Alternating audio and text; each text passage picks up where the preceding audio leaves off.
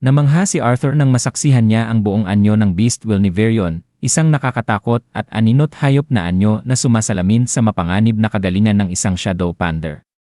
Mula sa kanyang pananaw, inalala ni Arthur ang tungkol sa mga Beast Tamer, mga mago na namamana ang kakayahan ng isang mana beast sa pamamagitan ng proseso na may dalawang yugto.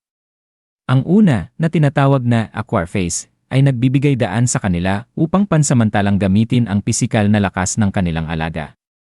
Ngunit sa mas bihirang ikalawang yugto, ang Integrate Phase, saka lamang lubusang nagagamit ng isang mago ang natatanging kakayahan ng kanilang hayop, na kadalasang inaabot ng taon o dekada upang makamit.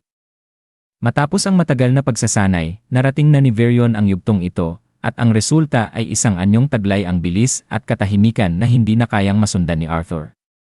Sa isang nakakatawang babala, ipinakita ni Varian ang kanyang kakayahan sa pamamagitan ng biglaang pagkawala at paglitaw sa likuran ni Arthur, na walang kalaban-laban sa bilis nito. Sa sobrang tensyon ng sitwasyon, napilitan si Arthur na sumuko. Inaming hindi niya kayang sabayan ang bilis ni Varian at na ang anyong iyon ay parang bangungot. Tinanggal ni Varian ang kanyang anyo at mumiti, inamin na bagaman makapangyarihan, may limitasyon at pagod pa rin ang hatid ng transformasyong iyon. Lalong humanga si Arthur sa kakayahan nitong mawala ang kanyang presensya. Naayon kay Varian ay dahil sa likas na abilidad ng Shadow Pander na manipulahin ang hangin at tunog. Simula noon, naging abala si Arthur sa araw-araw na masinsinang pagsasanay sa ilalim ng masusing paggabay ni Varian. Sa tulong nito, unti-unting naabot ni Arthur ang unang yugto ng kanyang Dragon Will at natutunan niyang itago ang presensya ng kanyang Beast Will mula sa ibang mga mago.